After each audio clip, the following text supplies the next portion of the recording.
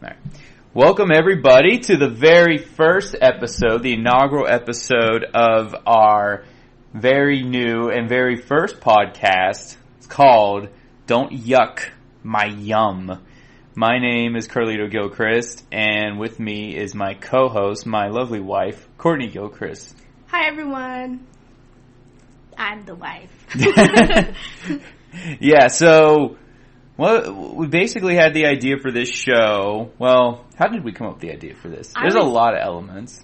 Yes, I would say you were definitely the first to bring up the idea of starting a podcast. Yeah, I've always wanted to start a podcast. I just think it'd be fun. Yeah, I think the main motivation for you was like, what could be something fun that we could do together? Yeah. And so you're like, hey, babe, what would you think of doing this podcast together? Because you and I'm like, I've never done anything like that in my life. Why not? Where you have to continuously talk for 40 minutes straight. Yes, because usually... Or an hour, however long this is going to be. I don't know. Yeah, because as you can see, he's the talker. I'm the listener. I think you've talked more already. How dare you? No. We'll talk about this after. I'm the host. So the name of the show, obviously, Don't Yuck My Yum, if you've clicked on this. Which I guess I could... You contributed to that. Yeah, that was me, which in reality, it came from one of my friends. She would always say the funniest things, and one of her things she said was, don't yuck my yum. Mostly meaning to, like, food. Like, if she likes something, and I was like, ugh, that's gross. She's like, don't yuck my yum. Don't yuck my yum. And I like this. Yeah. I just thought that was so funny, and when we were talking about what kind of podcast it would be, it'd be like maybe going back and forth about something I like, does he like it, does he not, or vice versa. So it just kind of popped in my head. I was like, oh, don't yuck my yum. Mm-hmm. Which I think is quite catchy. No, yeah, it works perfectly. And I thought, like, that'd be a good idea for the show just because... I mean, we relatively like most of the same stuff, but there are some things like we vary on. Yeah, I think we have a good... We have definitely experienced that. Yeah. Like, I think the first time... Because I think before, like, when we were just friends, we were... Like, usually we'd go, like, see movies or something, but it's usually, like, something we're both into. We'd both agree, like, okay, well, we both would like to see this, we'll go. Yeah. But... Probably as we've gotten to know each other more over... the 2 years we've been together, it's like, oh, he likes that, but I don't. Or I like that, but he doesn't. But then talk about why we like it. Right. So we pretty much were like, well, let's just force our opinions on everybody else. Exactly. Like, let's have you all hear it. Yeah. You're all going to have to listen to us blabber on about, like, why we don't like what the other one likes and crap on it for... Or we like it. Yeah, or we can like it. I was gonna say, like, I think the first time I realized, like, sort of the different things that we're into. So if anyone, I can't remember if I'm about to reference this, but that movie, the To All the Boys I Used to Like or something. Oh, To All the Boys I Love. To All the Boys that I previously had a thing with, Very wordy on Netflix.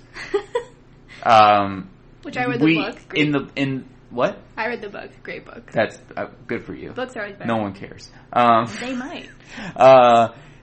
He's really in the movie, they do a thing where, like, they have, like, or they say they're going to have a movie marathon. They're going to watch 16 Candles and Fight Club. And I remember actually watching that, because we had some friends that we lived with who would continuously watch it, and it was kind of annoying. But when that scene would pop up, I actually thought, that's a very interesting movie marathon night.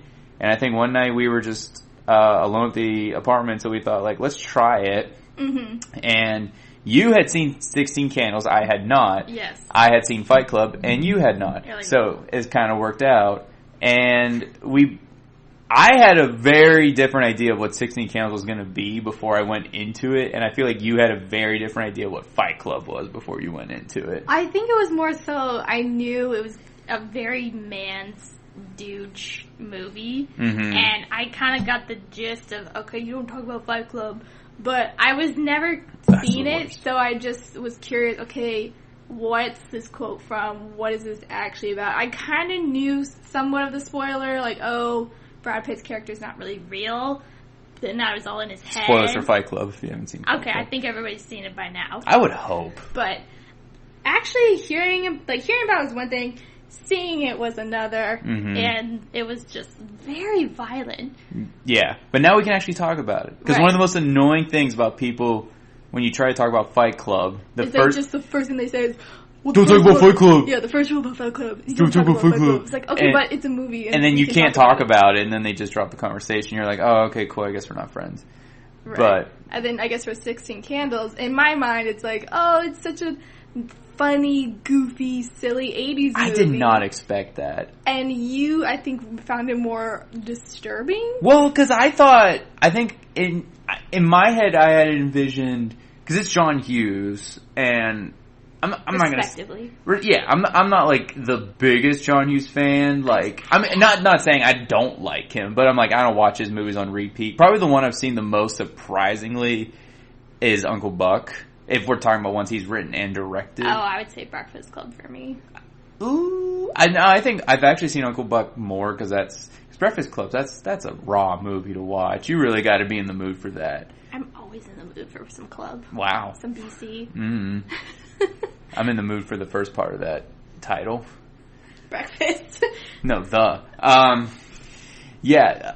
So I kind of thought like, oh, this will just be like and I knew the scene, like I knew like there's the scene at the end where they're like sitting on the table and she makes a wish. So I thought it was just going to be like a cheesy teen, well, like more like a teen comedy, but it was just outrageous. I think if you watched it again, you would honestly like it. I think I would like it more. I think I was just so shocked by my first like my first watch. I honestly couldn't fathom what was happening because I honestly thought like, is this the movie? Like, is this a fake version of the movie that you found? No. It was so weird. Anyway, long story short, that's kind of what's So anyway, yeah, that's what we thought. At least that's what I thought. Like, oh wow, like we have very different tastes at times. Yeah. So anyway, so we're not here to review Breakfast Club or Fight Club. Fight Club, no. Which is funny because they both had club in the name. Why did I just now noticing it? Fight Club? Yeah. And Breakfast Club. Oh yeah, but we didn't watch those. We watched 16 Candles. I know, but I'm just saying Fight Club and Breakfast Club. Yeah. Yeah, but we're not here to review. They both have club in the title. Any of those. Very good. Any of those movies. We're here to review a particular movie which my husband has refused to watch until now. No, honestly, when I came up with the idea for this podcast, I wanted to save it for this because that was an excuse. But yes and no, because for the longest time, I never wanted to watch this movie. So we're talking about The Greatest Showman. Oh, starring, I know you're going to build it up, but yeah, it's in the title. People can see it. Oh, okay. Starring Hugh Jackman. Hugh! You gotta admit, though, like, that's a great name. Yeah, but I think that could be not just for his muscles, people are going to think something else. Like his self-esteem. Sure. Right. Yeah.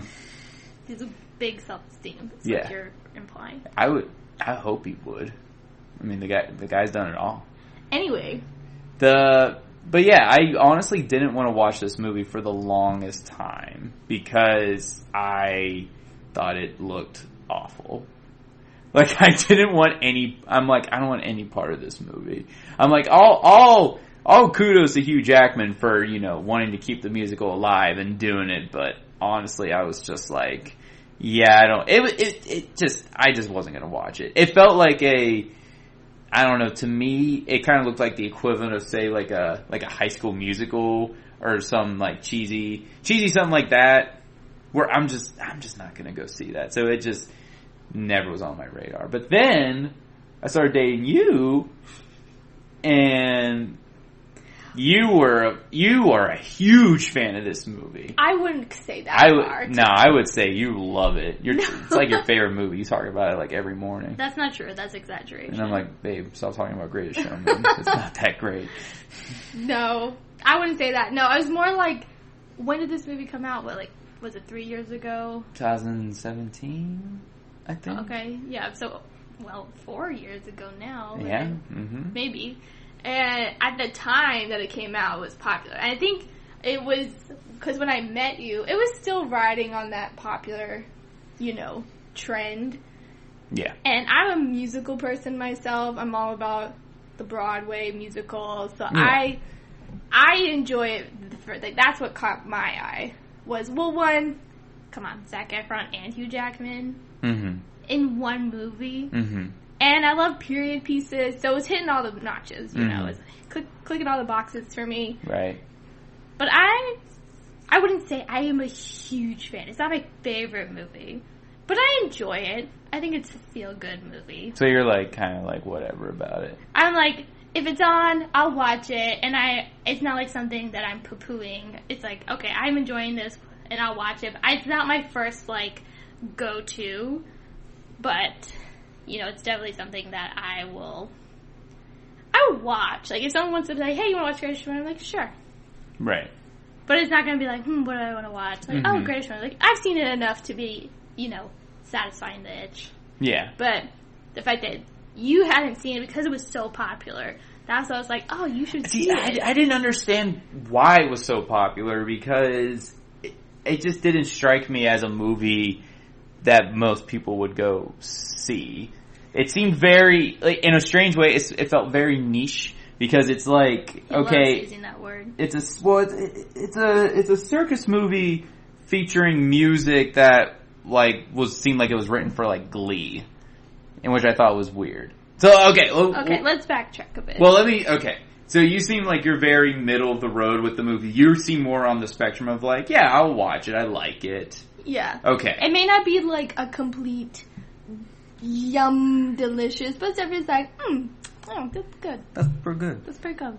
So, if you want my opinion of it, because I know you've been waiting since last night when we watched it.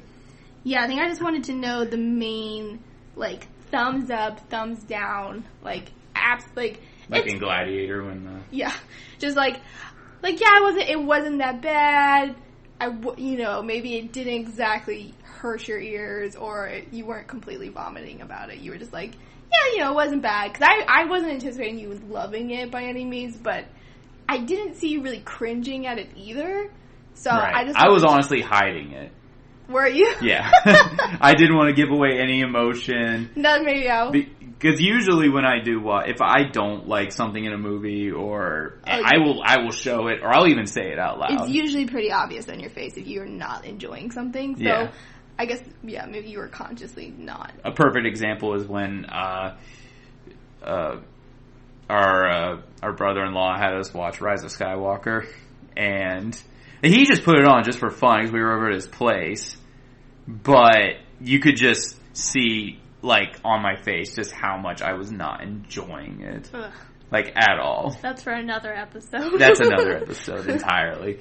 But I would say, honestly, for this movie, yes, I didn't hate it. Okay. But I also didn't love it. I wasn't going to love it. I mean, I knew I wasn't going to. I was not anticipating you loving it, but you not hating it, like, that's good. At least you didn't hate it. I didn't, but honestly, I didn't cringe. Like, there wasn't a whole lot of times where I was like, this is like weird, or this is, or this just is overly, just like, this sucks. Like, I never had that moment where I was like, this sucks, this is awful. So I honestly thought it was like, okay, this was a pretty decent movie. So as a movie, you're like, it's well made. Yeah. Like, they clearly knew what they were doing. Right. They had an audience they were speaking to. Right. Exactly. Yeah. Well, I guess. I think it's definitely pointed at a certain age group. Yeah, I guess. I don't know. I don't know who this movie's for. This movie almost feels like it's for Hugh Jackman. Like, this is something he wanted. He really wanted it, and you can tell.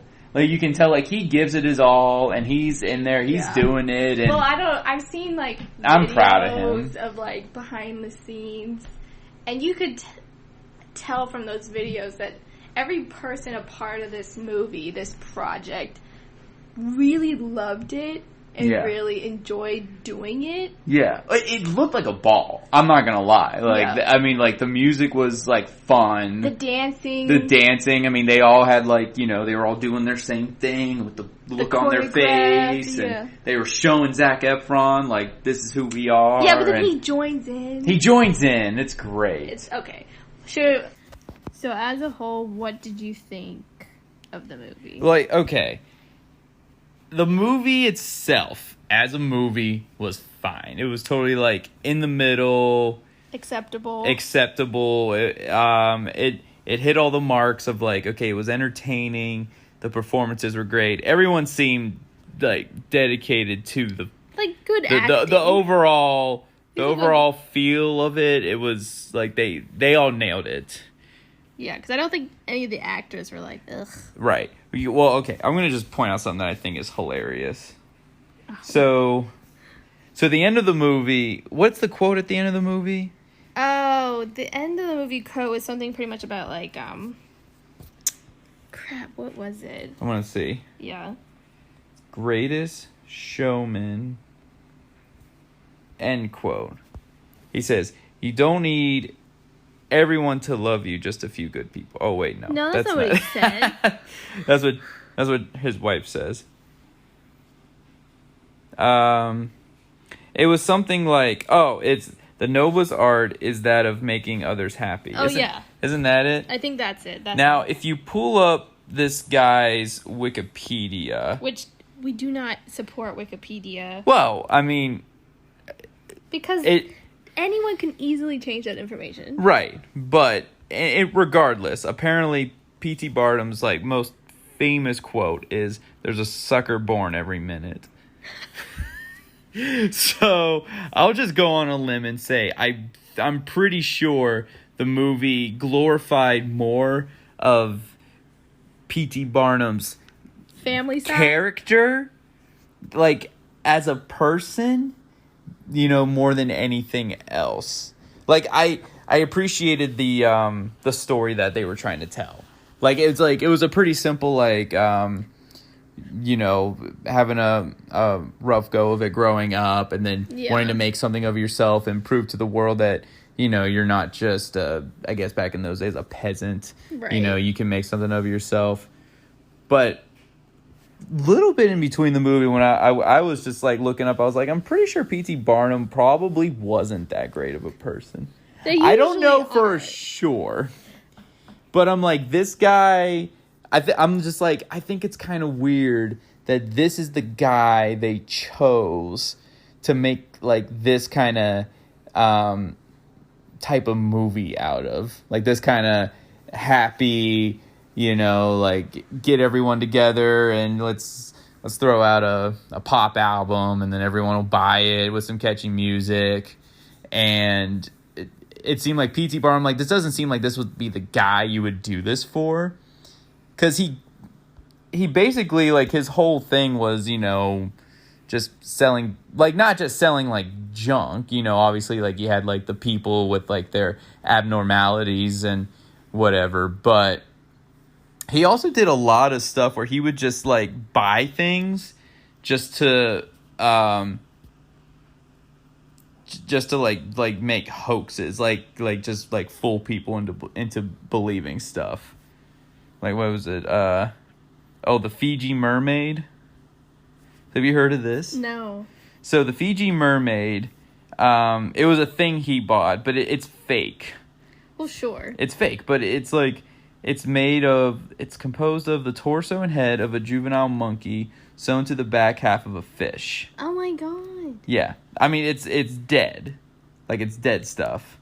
But it says, it's a common feature of science shows where it was presented as the mummified body of a creature that was supposedly half mammal and half fish, a version of a mermaid. Do you have a picture of that? Right there. It is the ugliest thing. Oh my gosh, that's a monkey? Yeah. It's like a mummified monkey thing. Oh, good gracious. And they just sewed it to a fish, and he would have this on display in his museums, and it's it's a mermaid. Look at this. Yeah. I mean, granted, yeah, these movies are not going to be historically accurate. No.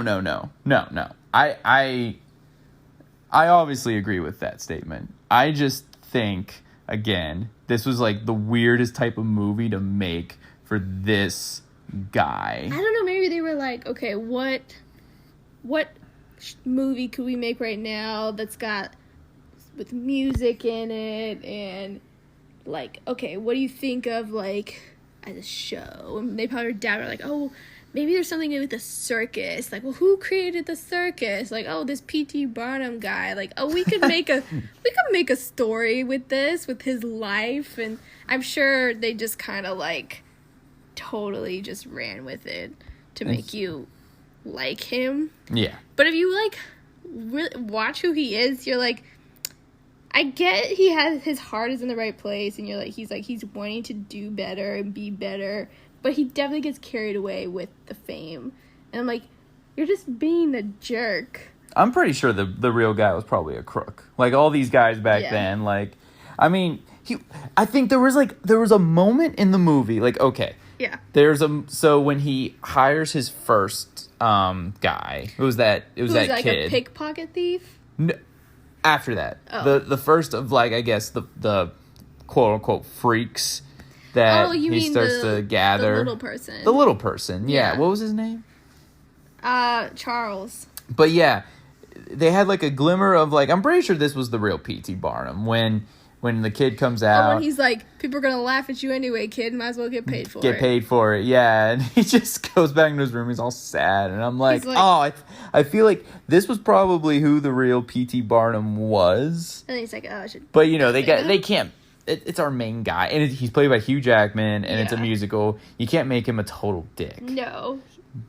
But I think there was. I bet you there was probably a version of this script where they probably had to cut a lot of stuff, where he was probably a lot more harsh with this stuff. Like there were still like some moments here and there, like obviously he wouldn't let any of his workers into like the main ballroom scene, and that's when they sang their "This Is Me" song. Right. Yeah. So I think there was probably more of that originally, but they were like, well, we can't have that, because I think they were trying to sell to as many demographics as they could. Because you could show this to like grandma and she would like it, you know? Sure. Plus, okay. I also want to get into the music. Oh, okay. Now, you like the music, right? I like the music. I like the lyrics, and I think a lot of the songs are just really catchy, and they got like good beats to them, and I think they're just like belty songs. Like you just like blast them in your car, and you're like, yeah, this is me, and just like, I don't know. I think they're fun. Right. So this is the problem with this, I think. Why? Because there's a problem with fun. Yeah, well, there's a problem with fun here because these songs, I feel like they probably made these songs as just kind of, they seem very general and generic, you know? How so? Well, because I'm like, these types of songs, you could kind of apply this to any musical. Like, you could probably change this whole story, make it about anything else, and you could still write scenes around these songs like, oh, okay, this is me. Just write something about someone's different than other people. Okay, it could be about something completely different. I mean, sure, yeah. I think to make those kind of songs, you have to make it versatile to where it could really, like, because they want it to be, like, affect anybody. Like, somebody could, like, listen to that song and, like, personally connect to it. Yeah. So they're going to be like, that's, like, me kind of a thing. So I think... I'm also a woman with a beard. I'm also... Like, I also have tattoos all over my body. I think the main message of the movie, I think with the songs anyway, is like they are wanting to make everybody feel like they belong and that they are seen and heard. So it's like, I think that's why the songs feel general, because they're not going to flat out sing about their abnormalities. It's like, yeah, they're different and they're looked at as freaks or whatever, and yeah, their abnormalities are extreme, like, you know, a 7-foot man or a dog boy, or you know, just like all these crazy things, like a woman with a beard. But I think the heart of the songs is just like, you know, everybody's different, but we can all be like accepted or loved, kind of a thing. Right. That's like the main message, I would say. I get it. So yeah, you're gonna make that general because you want everybody to relate to it and be like, this is. And you want to sell a lot of records, and you need to make them catchy and if you want relatable, to be cynical. And I mean that's exactly that's how you do it, you know. Right. I don't know. It just to me it seemed like this is like the type of story with these type of characters. I'm like, you could do so much with this. Well, I think if it was any other director, sure. Like, if you're going to take it more of in a serious note and it's way more darker, then you could take it in a whole different direction. But I think the purpose of the movie itself, the cast, the directors, and what they wanted to do with it, I think it was more for the performances and the feel-goodness and the entertainment of it all. And just have you know, it's set in this time period with these characters. Like, that's just kind of like a different, interesting way to go about a musical. It's like, it's about P.T. Barnum and this. Like, I think that's just something to do, like something different. But I think at the end of the day, the people who made them are like about the music and the performances, and they're like, well, let's find a different way to tell a musical story. Like, you have musicals with so random things. You have a Dracula musical, Frankenstein, then you go to Mamma Mia, or you go to Les Miserables. Like, you can make musicals about anything. That's the thing, though. It's just like, while I was watching this, I didn't care about anything. Like, there wasn't anything special that the movie or the musical version of it was doing that I was like, this really makes me care about all this stuff. You know what I mean? Like, so even none of like the major performances. No, not didn't really. Get you at all. No, not really. I mean, I think also it's because it's weird. I think it's weird.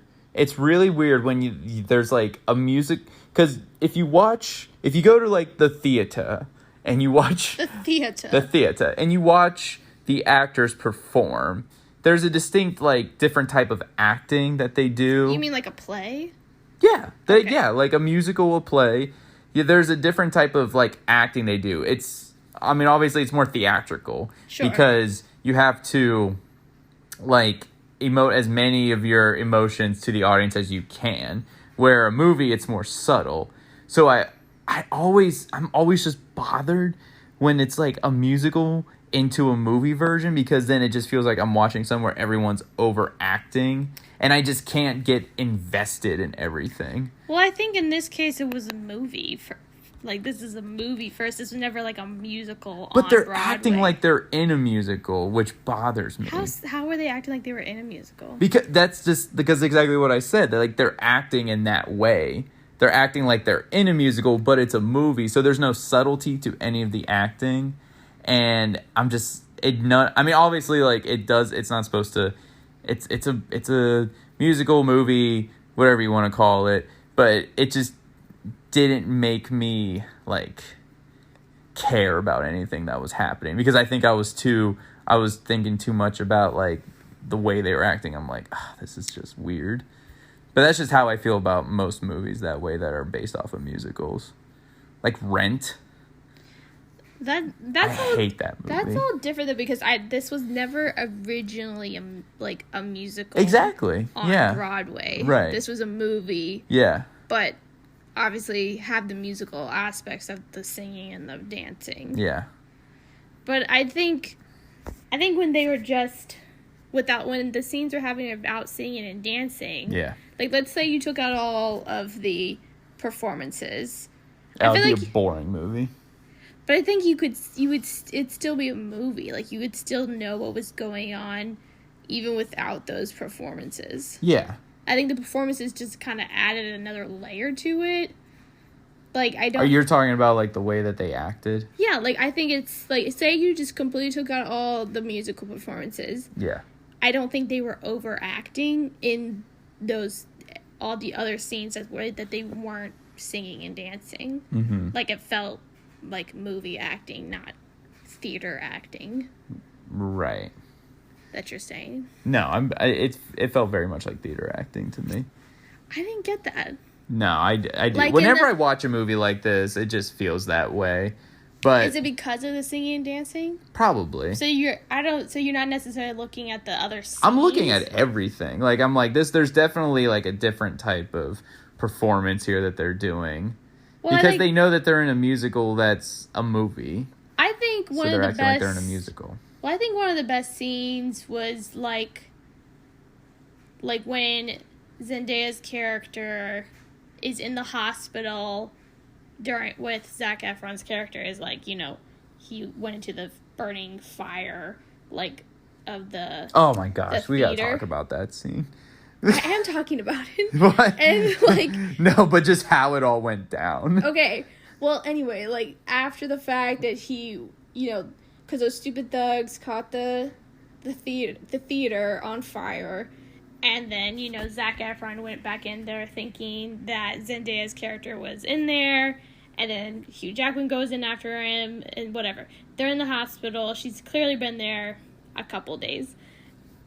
And then when she's, like, just waiting for him to wake up. Like, I just, like, thought Zendaya did a really good job in those scenes.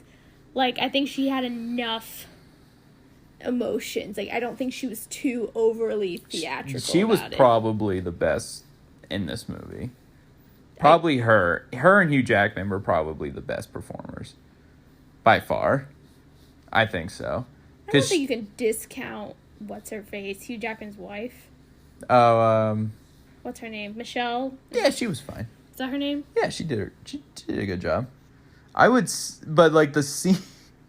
I want to talk about that scene. Okay. Just because I thought it was such... Not the scene itself was, like, a mess, but I just thought it was hilarious that it's, like... oh, the theater's burning down! Oh, my God! Like, everybody ran into it. Yeah, like, well, because Zac Efron thinks that Zendaya's inside, and he just runs in there, like, without thinking. What did I say? So you said Zendaya. I thought it was Zendaya. It's Zendaya. Zendaya. There's, like, a whole... There's a whole video of her saying, like, this is my name. Oh, okay. It's Zendaya. Okay, I didn't watch that. Anyway, so Zac Efron, without thinking twice, runs in there, and then she just comes out of nowhere, and they're like, "Oh, he ran in there to get you," and I'm like, and then Hugh Jackman has to run in there after. I'm like, "Oh, what a mess! This is awful, chaotic." I'm like, "Where was she? Why didn't they all just run out to get... Where was she? Where did she end up?" That's not the point. Oh, man. That's not the point. I was like, man, a lot of this could have been avoided. The point was to show that they were... That Zac Efron was willing to run in there to save her because he loved her. And then Hugh Jackman's character obviously was, you know... He's the main hero, you would say, anyway, since he's the main character. Mm-hmm. So, but obviously, him being... the good person that he's trying to be, he's gonna go in there after him. Yeah, but honestly, I think in real life, P.T. Barnum wouldn't have done that. Yeah, but that's not the point, babe. What the point I'm getting is, like, the movie was fine. Right. I was just like, nah, like, because to me, it's like, the circus in general, the thing that P.T. Barnum started, the whole history of the circus, it's awful. Like, they kidnap animals, they keep them captive, they starve them to train them and all this stuff, they abuse them. There's, like, all this background stuff with circus things, so anything that's, like, circus based and they're, like, glorifying the circus, I'm like, no, like, we can't do that. Like, I know the animals play a small part in it, and very small, but and they're all clearly, like, CGI, right? Well, yeah. But there's just a lot of darkness surrounding these kind of things where I'm like, if you're making trying to make a poppy musical about it, it just doesn't seem right to me. Now, if, like, what you're saying, it's like, it's not the point, this is what the point of the movie, like, obviously it's about, like, you know, and like they sing about it, like, you know, he brings all these people with their abnormalities together, and they find a family, and that's great. I'm pretty sure in real life that's not exactly how it would have happened. No, but movies are not real life. No, of course not. No, but there's a difference between, you know, portraying something accurately, but then portraying something to kind of just entertain. This is definitely for the entertain. This is not for the documentary folks. Like, this is nothing historically accurate about any of this. But I think it was just for the setting. I think the main theme or the main message they were trying to send could have been done easily in, like, a movie set in modern times. But I think they were just like, well, how can we make this different and fun or whatever? It's like, oh, well, let's set it in, you know, the 1800s with P.T. Barnum and starting with the circus, and that's just kind of like probably what they like started it at. But I'm sure the main message they were trying to send could have been done at any time. I think I was looking up like the time frame of like when P.T. Barnum was alive. I'm pretty sure like when this movie would have taken place, because there's obviously like African American characters like Zendaya and her brother. I'm pretty sure slavery was still around. So I'm like, man, this is like crazy that, like, you know, they got, like, I don't know if they like got out of that or if they were just born in, because this took place in New York, right? Manhattan. I think, was it Manhattan or Nantucket? Nantucket? I think it was somewhere in New York area. Yeah.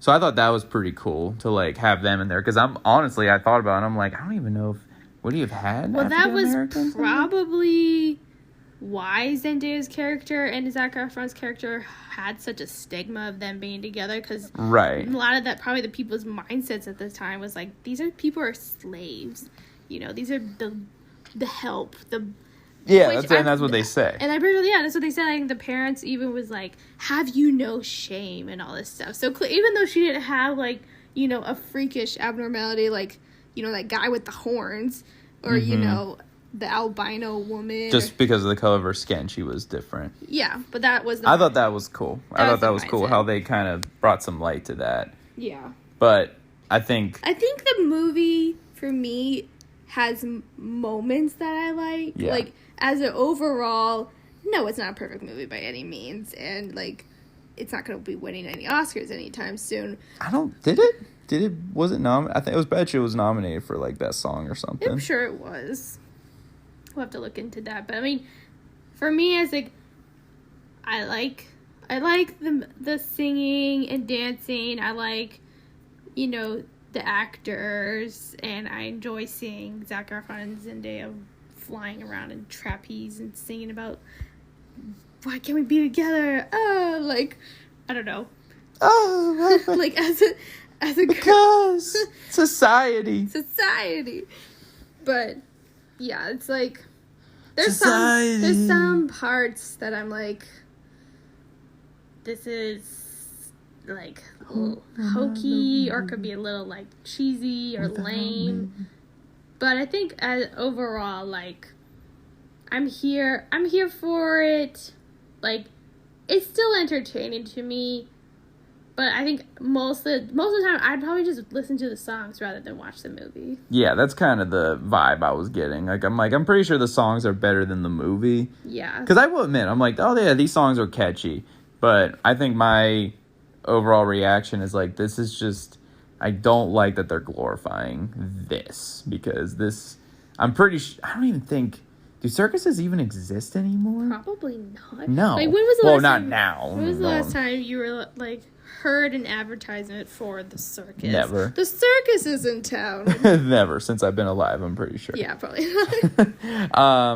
Yeah, I just think that was a weird thing to try to base it off of. I think they're trying to be different and maybe just didn't want to make a modern musical and was like, let's have a different setting.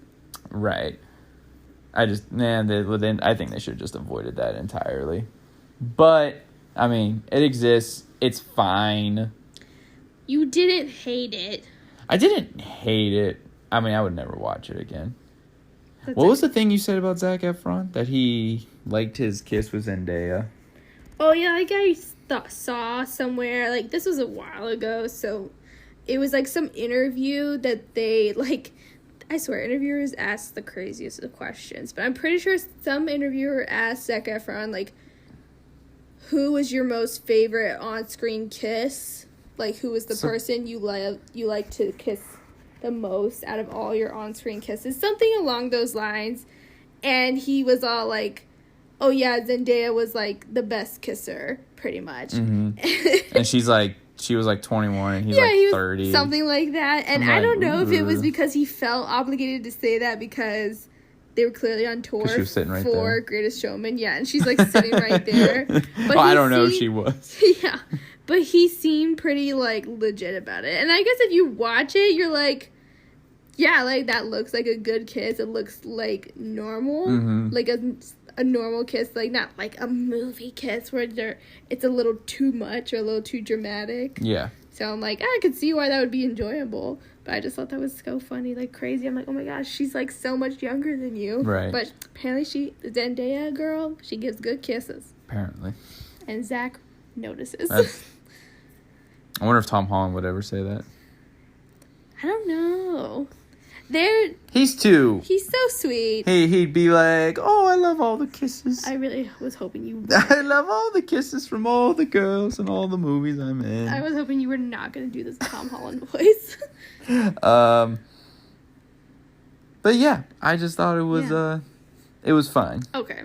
So my problems with it. Right. So this is part of the show where we figure out, do you yuck my yum? Yeah, I kind of yuck it. You just said it was fine. Yeah, but I'm kind of on the spectrum of just like... I feel like we should... I'm falling in between. Okay, maybe... Did you meh my yum? I'm mehing it. Okay, because it wasn't a hard meh. I was going to say, it wasn't a full-on yuck. I think it was the songs, I was like, cool, but the like... The songs carried it? Yeah, but the what they were trying to glorify, I was like, yuck. Don't like it. See, I just find it very bizarre. I find it bizarre and strange that it's like, seriously, like we're still doing this. Like we're still trying to make the circus cool. It's like they made that remake of Dumbo, which I did not see. I did not see that. It looked awful. But I'm like, we need to stop making circus movies because no one cares about that stuff Well, to be anymore. fair, Dumbo takes place in the circus, so if you're going to recreate, because Disney's on this kick of recreating live action versions of their classics, so if they're going to do Dumbo, they kind of have to do it at the circus. Or you just don't do it. I mean, yeah, just don't do it, but that's besides the point. But, I don't know. I just think, like, the circus, like, it's like, that's a weird thing to glorify nowadays. I'm like, if you're going to make a movie about the circus, because then they make one with, like, Robert Pattinson, Water for Elephants, where it's more about the darker side of that. I know what you're talking about. It's got Reese Witherspoon. Like, if you want to do that, that's fine. But something like this, I'm like, this is just weird and odd, and we shouldn't do this. I never looked at it that way, but I think it's because when I watched the movie, I see it for more as like, this is more about the performances than the actual story. Oh yeah, I mean that's all we're trying to get out of it, and it's fine. Like I'm glad everyone's bringing it their all, and they're all doing a great job. I think I was more impressed with like Hugh Jackman's dancing and singing. Oh my gosh, I was like, for good sure. For you. Because to me he's always been Wolverine, and I think I knew that he was a musical guy, like, before he did X-Men. He did. I mean, he started off in Broadway. Yeah, and then... So I'm glad he wants to, like, keep it alive and everything. I think he just wants to show his range, I would think Hugh Jackman, after he did the full stretch of, like, X-Men movies, I think he just wanted to do fun things. Yeah. He's like, this is fun. Yeah. I mean, I'm pretty... Did this come out the same year as Logan? I'm pretty sure it did. Check. This is a fact check. Because that is such a dynamic. Let's see. So, like, Logan came out in 2017. Yeah. Is there a specific? Let's find a specific day. Okay, this release date was March 3rd of 2017. Now, these would have been filmed at obviously at different times, but who knows when one could have been in. Okay. Greatest Showman editing. was also 2017 in December 20th. Okay. So this came out later. So he could have been filming this earlier in the year, and Logan could have already. I'm pretty sure Logan was already wrapped before 2017 began. I think this kind of shows this came out close to Christmas. This is definitely a movie you would take the whole family to. I wouldn't. Because so many. Okay. I wouldn't take any of my family to see this. That's too bad for you. But yeah, this if you look at this movie, you're like, okay, Christmas time, most families go out to the movies. I think this is something they would take them to. Sure. It's not a Christmas movie, but it's a fun. It's a feel-good movie to watch around the holidays. Yeah, so I think that kind of atones for when they released it and stuff like that. I just think it's Michelle Williams, that's her name. Okay. I just think it's just for anyone who doesn't know how terrible the circus is, I feel like this is just a weird thing to make because, you're going to have gullible people out there who are going to think oh, this was what a fun time, and it's no, it really wasn't. This isn't what you should know about this, I hear you. Yeah. I do. Yeah. You hear me. I hear you. You don't care, though. Not that I don't care. No, I get it. I agree. Care. I agree that, it's never a good thing to glorify things that are wrong. Right. But I think just, if you're not looking at it in that way, if you're just looking at, okay, I'm not going to take this movie seriously, this is just something to entertain me, then it does the job. Sure. But I also feel like that's wrong. Because it's just oh, we're using this time where so many people were probably beaten and well, I mean, I think used as just the one positive thing about the movie entertainment sets in that time is he I like the part where they said we're family and that was our home. He got them all together and he kind of stuck up for them and was they'll accept you. They don't see it. They don't understand now, but they will. You guys are special kind of a thing. And so I think it was cool that he, when he was interviewing them, he never once cowered or was ugh. He was this is amazing. And he was always into that kind of stuff. He was, always very just happy to meet them and was always this is cool kind of a saw thing. The dollar signs right there. Yeah, but I mean, there's got to be a part of him who was loved or appreciated these kinds of people to want to, work with them and get them out there. You're probably right. So I think for this particular movie, okay, yeah, circus is bad, but if we're looking at it just as the movie of who the character was, right, then I think his heart was in the good place, the right place for it. Yeah. But all right, so can I read you something that I thought was interesting about this guy? Okay. So Barnum was married to Charity Hallett, if that's how you say her last name. So his wife. Yeah. Okay. From 1829 until her death in 1873, and they had 4 children. Oh, okay. In 1874, a few months after his wife's death, he married Nancy Fish, his friend's daughter, who was 40 years his junior. They were married until 1891 when Barnum died of a stroke at his home.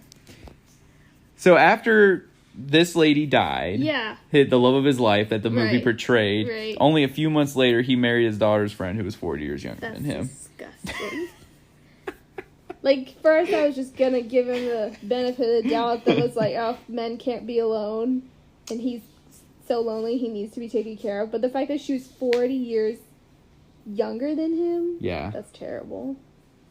That's disgusting. What weird. I mean, I'm glad I got to watch his daughter perform ballet at the end. I will say, I think you enjoyed...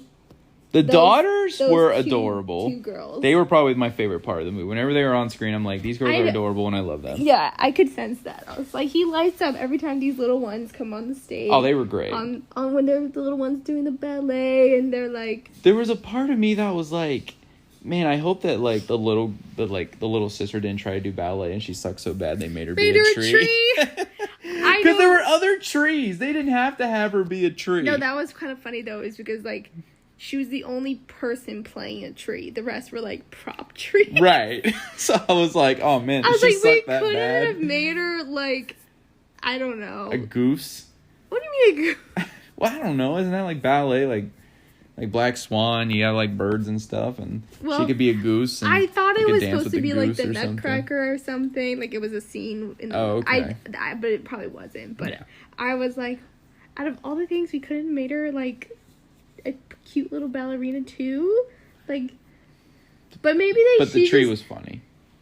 She always seemed kind of spunky to me. Yeah. And she always seemed so happy for her sister. I don't even think she really wanted to be a ballet. I think she just wanted to be a tree. Just wanted to be. She owned it though. She was did. good at being that tree. I think she just wanted to be included and just like be up there with her. And she's like, I'll do anything. I'll be a tree. Give me those branches. I mean, it was funny. It was cute. Okay. So now is when we will. So what? Okay. Favorite characters and favorite moments. Well, I feel like we kind of touched upon. Definitely, moments. my favorite characters are definitely the daughters. Yeah. And I actually did like Zac Efron's character. Okay.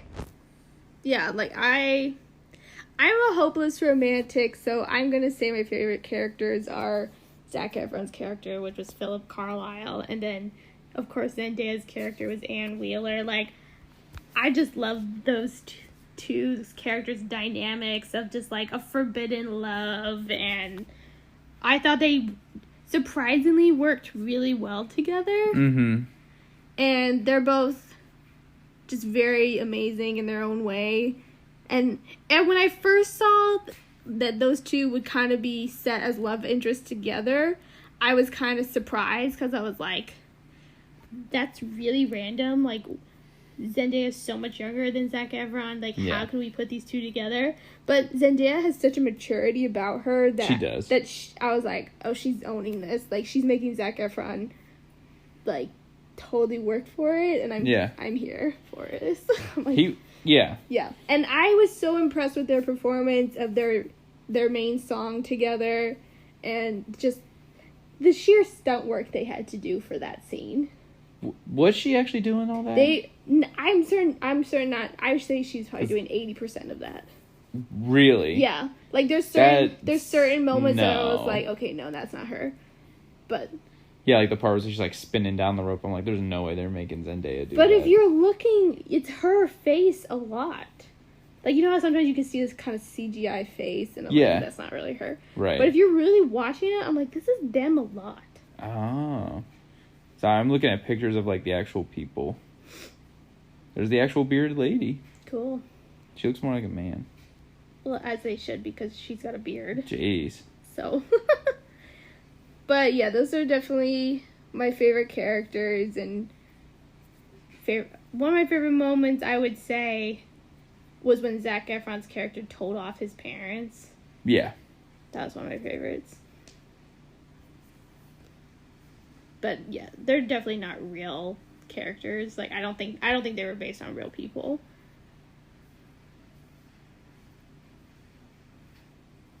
Yeah, so Zac Efron, he was a fictional character. Yeah, I'm sure him and Zendaya's characters were fictional. Just to like give like a young love story. Yeah, it gives like a love story, and it gives some, some tension that way. But yeah, those are probably like any love story. I'm sucker for it. Yeah, I can take it or leave it. I know, but it's fine. I'm trying to think. What was like my not favorite moment? The only part that made me, and you saw it, like, cause I was like, what? I was physically confused. Like, I just like was just like, wait, what happened? So there's a part where it's all of like I don't even know what to call it. Like his performers, his workers, all the people with their weird stuff going on. Right. They're watching that opera lady. Okay, we didn't even talk about that. I need to talk about that here in a second. But the lady who sings opera, put that in quotes, they're watching her perform, and then Zac Efron holds Zendaya's hand. And then two people look at him, and he lets go of her hand. But you That had to makes tell me. sense to me. You had to tell me that it was his parents, because at first I was like when those people looked back, I was like, what do you care? You don't know these people. And then, Well, that was the whole point. Is he'd hold her hand in like the dark, like nobody's seen, right? Like he'll be with her if no one's around. He won't be open about it. But the minute these people are looking at him, which are his parents, and judging him, and and disapproving, then he can't take that, so he lets go. Mm-hmm. So then she gets offended. It was like, you clearly don't want to be seen with me. I tell you what, though, people back then, man, they need to keep their business to themselves. They need a Game Boy or something. Because I didn't think that was his parents, and they were just, I'm like, turn around, watch the show. Like, they're like talking and gossiping, and clearly he's like, oh crap, mom and dad sees me. They clearly don't approve. And so I really thought he was going to punch his dad. Oh, yeah, he should. I really wanted, because at the beginning of the movie, when Hugh Jackman's a child, and he gets slapped by that guy who ends up being his father-in-law, and then the scene later where they're at a party and Hugh Jackman's P.T. Barnum, I keep calling it's P.T. Barnum. He's done very well for himself, and his father-in-law comes and he's like, you done pretty well for yourself. And then he tries to embarrass him in front of everyone. P.T. Barnum does. I really want him to slap his father-in-law. Yeah, but just like, remember this? Like, as entertaining as that would be, it wouldn't fit his character because... Oh, no, it would make zero sense. Yeah. I just really wanted to see Hugh Jackman just swat that old angry man in the face. Yeah. I would watch that on repeat. Yeah. Like, no, I think...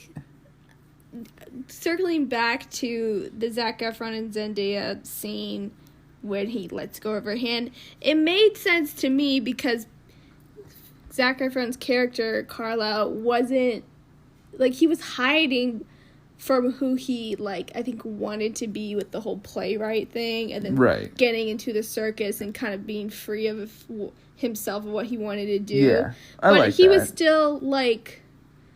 hesitant. So him let going of her hand kind of showed, he's not ready to be who he is or what he wants. He's not, because he's too worried about what other people think. Mm-hmm. So I understood that, but I guess for you, that would be like, I was just confused. I just didn't know what was...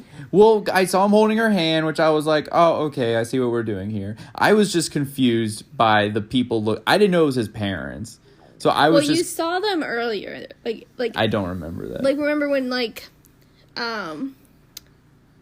before you meet Zac Efron's character officially, like, he asks his wife, Charity, oh, who's that guy over there? And she's like, oh, that's the playwright. That's the guy who wrote the play. And then he was with his parents. Oh, like, okay, those two, that older couple was standing there with him. Okay, I didn't see that. Yeah, that's fine.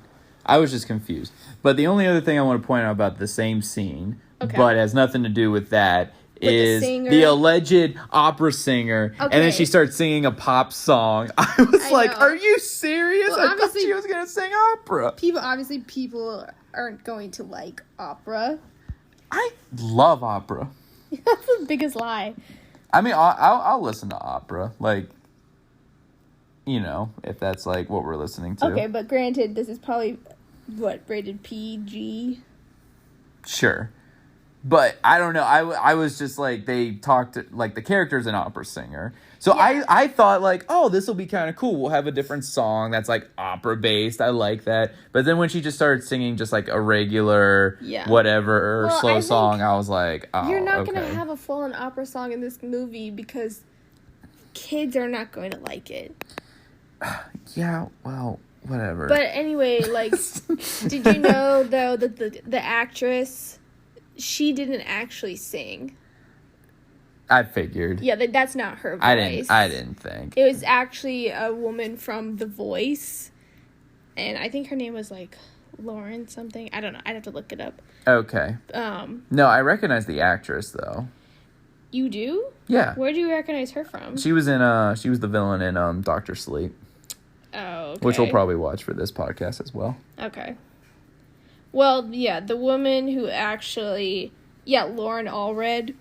Yeah. She's the actual singer. Okay. She's from The Voice, and she sang for the actress, for Jenny Lind, the woman who plays Jenny Lind.